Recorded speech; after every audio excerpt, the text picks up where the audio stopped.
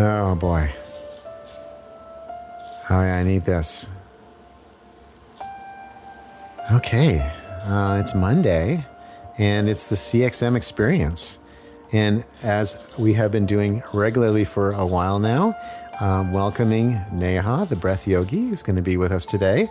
Welcome, Neha. I've got a few things to sort of just kind of keep everyone sort of in the loop on. So you may hear screaming, yelling, and a lot of loud noises, and it sounds like water and people in the background. So unplanned or not well planned or something. I can't remember. The word planning is in there somewhere with some kind of negative word in front of it. We're cleaning the floors of the house right now. So Stanley Steamer is here, pouring water through the house and cleaning all the tiles and having a grand old time.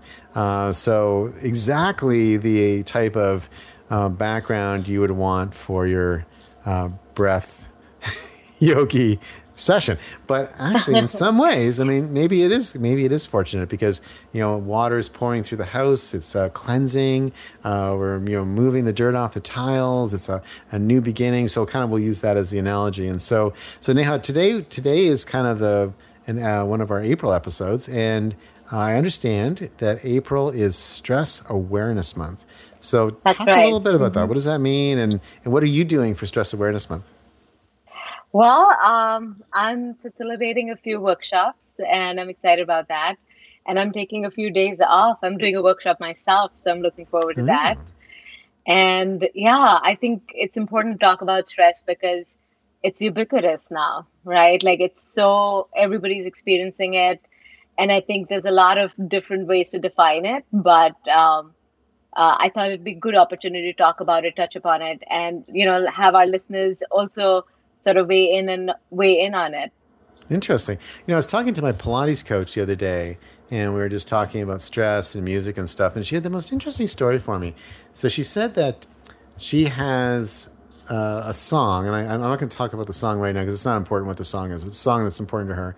But she has this song that she sort of thought was a good song, and she really liked it, and always made her feel really calm. And so she started listening to that song over and over again. And she had this interesting example of a kind of measurement where she had a Garmin watch, and the Garmin watch measured her stress levels and kind of her heart rate and also her blood pressure and all that kind of stuff. And then she lost the Garmin watch, right? Mm, mm, And so she was at the very beginning to listen to this music because her rates were not good. They were very high, and she was very, very stressed and very anxious and having trouble focusing and all this kind of stuff. And she lost the Garmin watch, but she continued listening to the music, and she didn't buy another smartwatch. So she went for a while. In fact, if I recall correctly, she said she went for 2 years. And then she was getting her car cleaned, like a deep clean on her car, and they found the Garmin watch. She was in her car the whole time. All right. Hey, that's what happens. Yeah, I guess so. I try not to be too judgmental on it, but I don't understand how you lose a watch in a car for 2 years, but whatever. She lost the car. She found it again. That's all that matters, right? So she found the watch again. Yeah. Puts it back on. Okay, and she's been listening to the same music now for 2 years. Huh? Uh-huh. And, making some other minor lifestyle changes, but not much. I mean, she's like a Pilates coach, so she was continuing to do that. So it's not like she like lost 50 pounds or anything. She's like still doing her normal sort of relatively physically fit life. And so she puts this Garmin watch back on, and her stress levels have dramatically dropped from where they were 2 years ago. And she says the only real change she made was listening to this music, which is, I thought that was kind of interesting. And so, I guess I've gone through periods where I sometimes do that, but I don't know, when you talk to a client who's got a lot of stress in their life, and there's really, not there's anyone like that right now in society, but I heard rumors. There's a guy out in Boise. But when you have someone in that condition, like, what kind of advice do you give them? How do you help them figure out the way for them to manage stress in a way that works for them personally? I think it starts with self-awareness, right? You have to become aware of what is causing me stress. When do I get stressed? And start to recognize it in your body.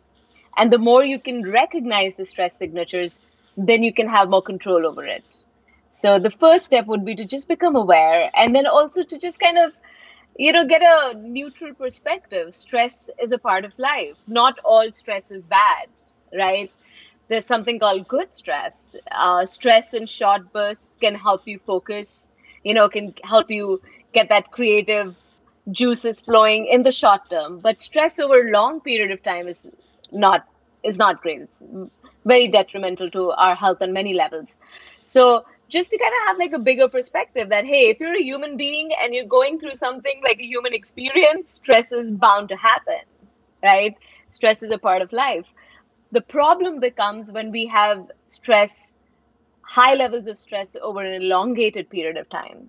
Then fundamentally the body starts to kind of also go into a disease state, and I read this thing which was really interesting, and it actually made a lot of sense. It's like nothing needs to happen for health to happen, but something needs to happen for disease to happen.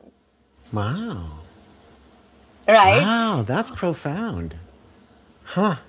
You're Isn't right. it like, Yeah, no, that is really profound. Huh. Yeah. So we're naturally healthy, but then over a period of time, you have like so much cortisol, flowing through your system, and your your nervous system starts to kind of adapt to that.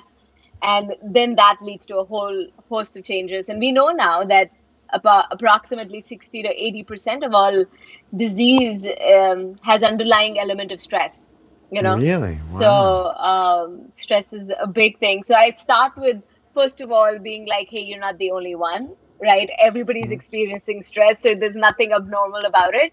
Second, let's try to understand what's causing you stress, and what happens when you feel stressed, and what's the impact of that. And then depending on, usually they'll have some other sort of thing going on, like their sleep might be disturbed, or so for example, like their testosterone levels might be getting impacted, or they have high level of anxiety that's preventing them from, just going about and doing their normal thing, social anxiety. So depending on all of the things that are happening, then we make a comprehensive plan for them and see how they respond to different modalities, and eventually get them better. I like that. Yeah, I went through a really, really intense, probably year and a half. And it's funny because as you get deeper and deeper into it, it's just hard to escape. I think that one of the challenges when you're in a high stress situation is that you do adapt to it, like you get used to it, and even though you know it's going on, it's a little hard to know how to escape, and then suddenly you have to escape, Hmm. and I essentially changed my entire life. So, but it was very hard to get to that point, and I think that, and it's funny because I've been meditating for a long time, and I did Pilates for a really long time, and then Hmm. I was just actually a Hmm. period where I wasn't doing Pilates, but just like I'd moved, I was in a new city, things were really different, and I think when you lose a lot of your regular support systems and a lot of your regular go tos, it becomes easier to sort of fall prey to that, and Hmm. it's dangerous. Yeah, and I think there's this element of, in the yogic tradition, they would call something in English, I would say the word would be self-reflection. So it's important to reflect on the day. It's important to reflect on the inner workings, like what's going on inside me.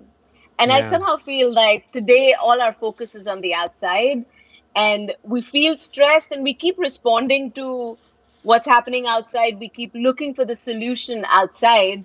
But I think we have to kind of first become aware of, oh, today I felt this because of this. So you have to understand yourself. Self-awareness is like the foundation of what's causing stress in your life. Yeah, that makes a lot of Because sense. yeah. How do And you I deal think with what stress?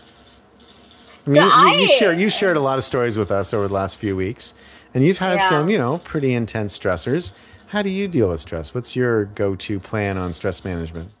So currently it's a combination. I do my breath work. I have a very robust breath work practice, right? Like I am a stern believer in, if I'm not doing something, I have no business telling other people to do it, That's right? fair. So I like that. I like that. Yeah. so I Practice what practice you that. preach. Yeah. Exactly. So I have a 2 hour meditation breathwork practice in the morning, and then I have a 1.5 hour practice in the afternoon. So I do that, right? Wow. And then How, I wait, love say working that out. again. What, like two and a half? How much breathing practice do you do? So I have a 2 hour practice in the morning, and 2 hour practice in the morning? but it's Wow, that is awesome. I am so jealous. Oh my God. well, you can learn it all too, and you Two can do it hours though. That's too. so amazing. Okay. And then in the afternoon, an hour and a half, because you give yourself a break, right? Taking it easy on yourself in the afternoon, just an hour and a half.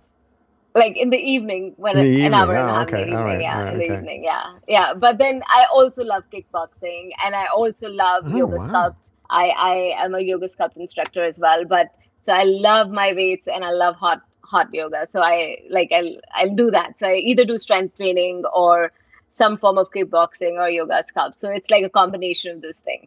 Well, you must be in wicked shape.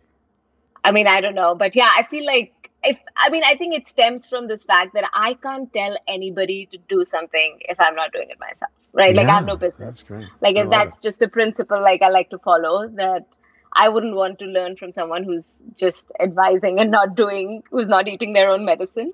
So I think it's like for me, it's like amazing because it's like it's my job to do that. It's great. so so it's not a strain on my time or anything. It's That something I is, need to do. that's amazing. And just also just for completeness, like how many bottles of Jack Daniels a week? Okay, two, I I think guess. I heard two in that laugh. none, No, no. none. Okay, Oh, sure. I don't. How about just the little ones, like the airplane ones? Just a couple of No, those, maybe? I've been alcohol free for since 2007 at Wow. least.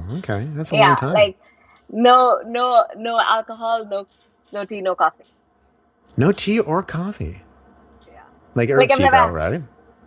herbal tea. Yeah, yeah, herbal tea, whatever. Yes. Did you hear that? The Stanley Steamer folks just The turned the water stress off. went Oh my God. away. The floors are clean. Oh my gosh. I'm so Totally. excited. I can't wait to walk out. Of course, everything's probably moved around, so I can't even imagine what things look like. Okay. Well, that's great. Well, that is awesome. Well, okay. Well, so I'm not doing 2 hours in the morning and an hour and a half at night, but I am doing an hour of Pilates every morning. That's good. That's Every good. morning. So that's not bad, right? And that's kind of a lot of, That's and then great. I got to work on the evening. I got to work on the evening. So, very inspiring. And Okay. like So, even if it's like 5, 10 minutes, just taking a moment to kind of like reflect on how the day was hmm. and how I felt through the day. I mean, and if something stands out, it's an opportunity for you to, for everyone to kind of like look into, okay, what happened that made me feel this way. Yeah. So a high level of self-awareness can is actually the first fundamental step to kind of being truly empowered. And I think that's the thing I like about Pilates is that Pilates forces you to be self-aware of your body, right? Like a really good, Mm-hmm. it depends on the coach, right? Yeah, So I don't love Pilates classes because people don't do them correctly. But if you have a yeah, good one-on-one coach, that person will be like, move your sacrum this way, or like, yeah. and it's minor, like 1 inch or half an inch moves sometimes that make a lot of difference. But you become very aware of yourself, and I find that physical self awareness will help me stay more mentally self aware. Mm-hmm. And it's like I find that when I get super stressed, I get separated from my body. I become like a brain on a stick, that kind of feeling. Mm-hmm. And then when that happens, I start losing track of everything. But if I can stay connected to my body, then I find it easier to stay connected to myself. And I don't know, it might just be me, but I have found that to be helpful. And I know when I start to lose it, and I had to work to not let that happen.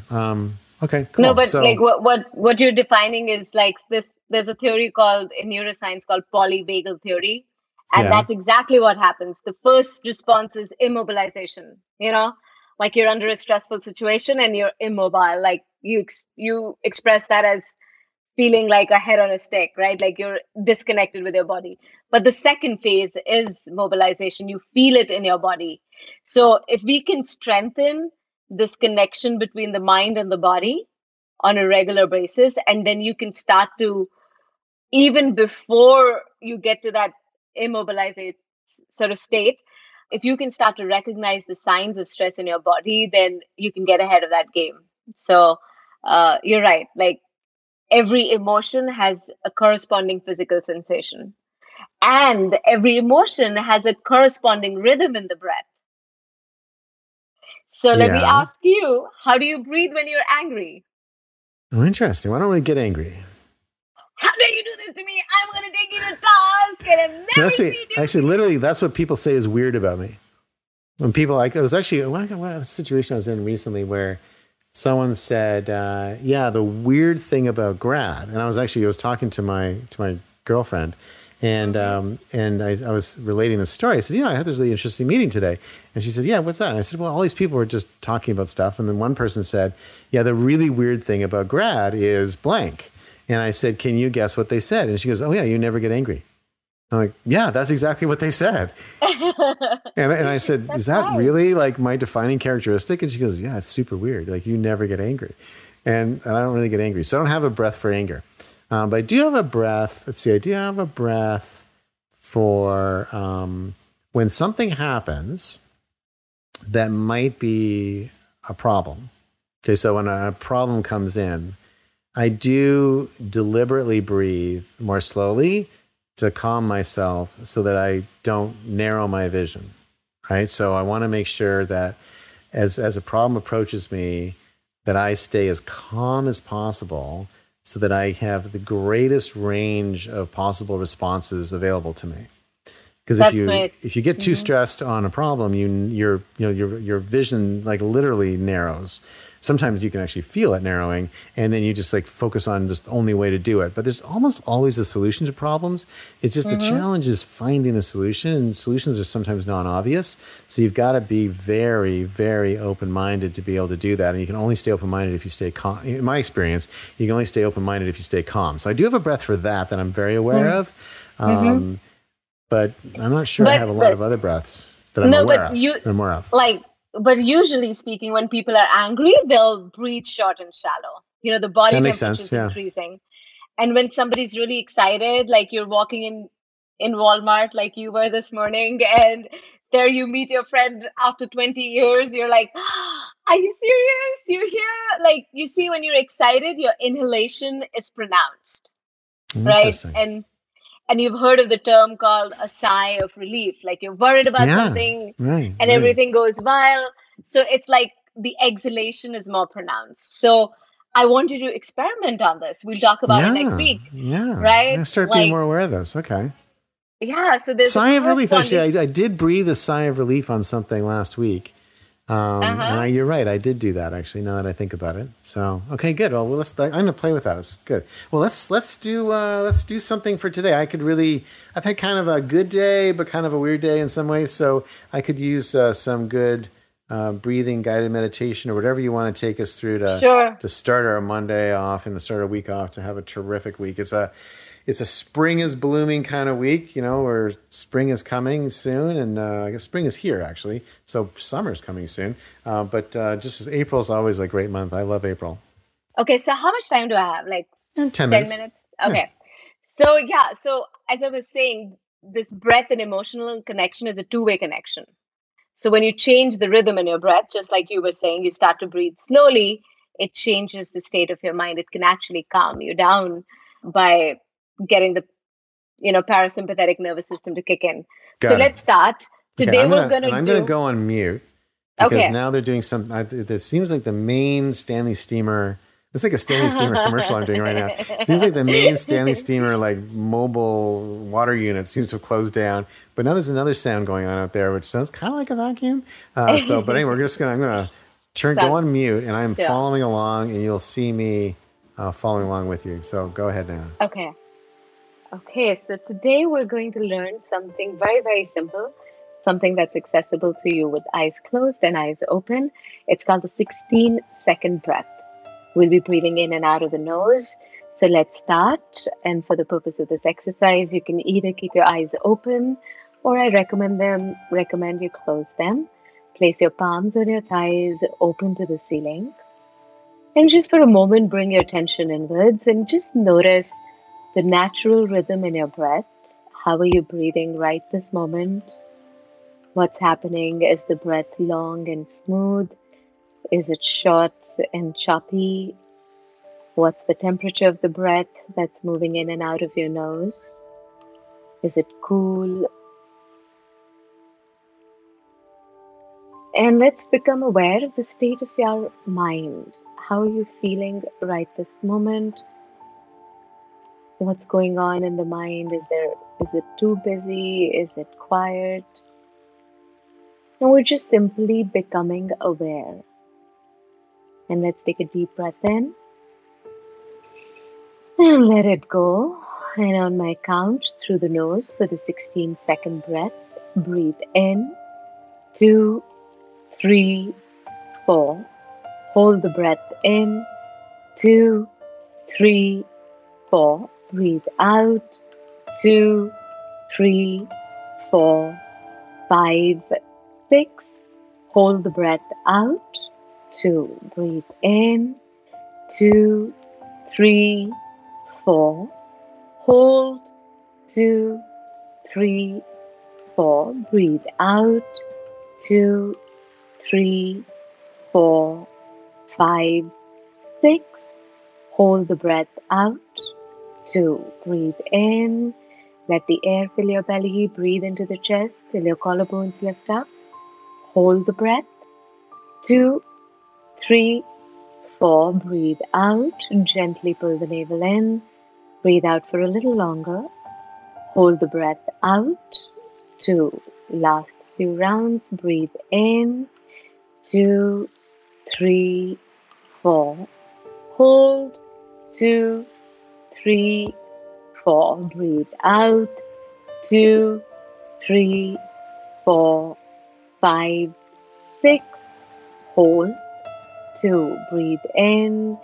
Keep the body relaxed as you're breathing in. Do not tense the body. Hold. Even as you're holding, keep your body relaxed. And as you breathe out, gently pull the navel in. Breathe out for a little longer. Hold the breath out. 2. Breathe in. 2, 3, 4. Hold. 2, 3, 4. Breathe out. 2, 3, 4, 5, 6. Hold. 2. Breathe in. 2, 3, 4. Hold. 2, 3, 4. Breathe out. 2, 3, 4, 5, 6. Hold. 2. Breathe in. 2, 3, 4.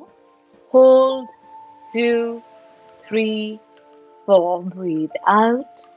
2, 3, 4, 5, 6. Hold. 2. Last 3 rounds. Breathe in. Keep the body relaxed. Breathe in till your collarbones lift up. Hold the breath. 2, 3, 4. Breathe out. 2, 3, 4, 5, 6. Hold. 2. Breathe in. 2, 3, 4. Hold. 2, 3, 4. Breathe out. 2, 3, 4, 5, 6. Hold. 2. Last one. Breathe in. Full breath in till your collarbones lift up. Hold the breath. 2, 3, 4. Breathe out. 2, 3, 4, 5, 6. Hold. 2. And relax. Let the breath return to normal. Continue to sit easily and comfortably. And for a moment, bring your attention inwards. And now observe the quality of your breath. Notice how you're breathing right this moment. Maybe the breath is a little more deeper, a little bit more smooth. And notice the state of your mind. Notice how you're feeling right this moment. And take a deep breath in and slowly breathe out, relax. We'll do a short body scan meditation. Well, if you're able to follow along, that's great. If not, then also it's great. Don't worry. So let's begin. Sit easily and comfortably with your spine straight, back rested, shoulders relaxed, and palms open to the ceiling. Your feet are firmly placed on the floor. And take a deep breath in. And as you breathe out, spread your toes and place them on the ground. Feel that contact with the floor. And become aware of your feet.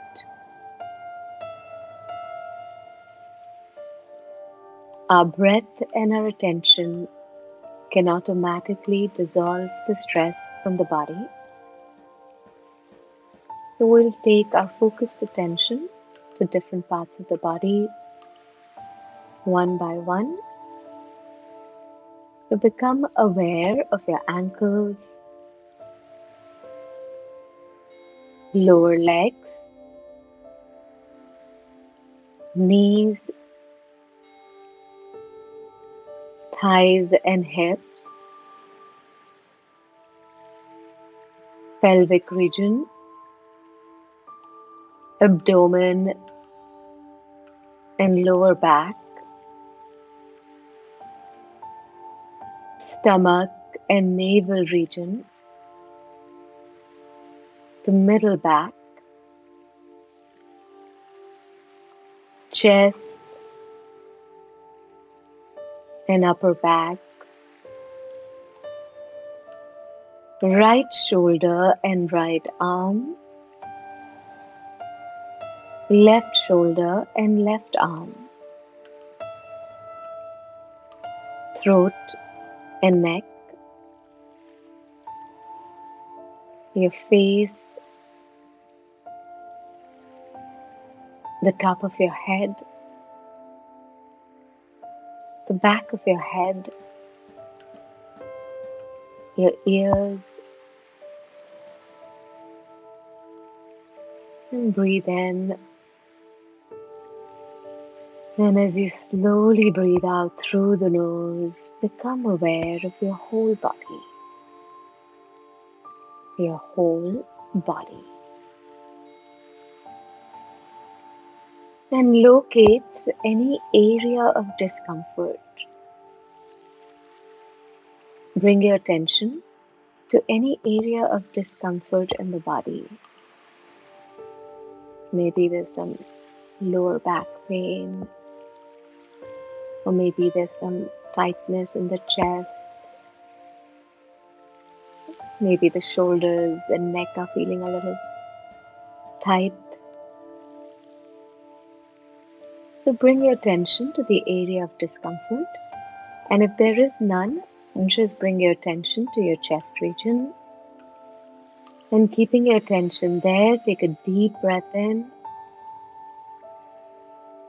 Hold the breath and let that feeling of discomfort increase and consolidate.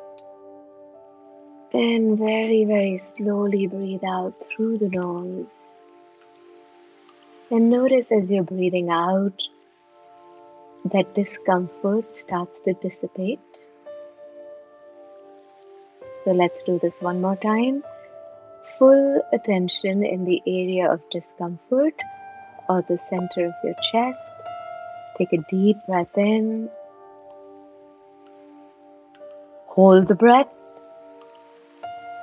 And let that feeling of discomfort increase. Keep holding the breath. And very, very slowly breathe out through the nose. And notice as you're breathing out, the tension is also dissipating. Every single incoming breath is energizing our body, and every single outgoing breath is bringing relaxation and relief. Take a normal breath in, and as you breathe out, relax and drop all your effort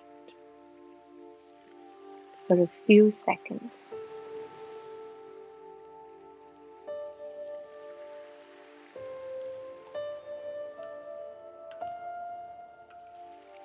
And slowly and gradually, becoming aware of your body and surroundings, take another breath in. And as you breathe out, maybe wiggle your toes, bring your palms together, gently rub them, generate some heat, and place them on your eyes. Let the eyes absorb the heat. Relax the eyes. And when you're ready, you can slowly open the eyes. So I hope you enjoyed that. Oh, that was great.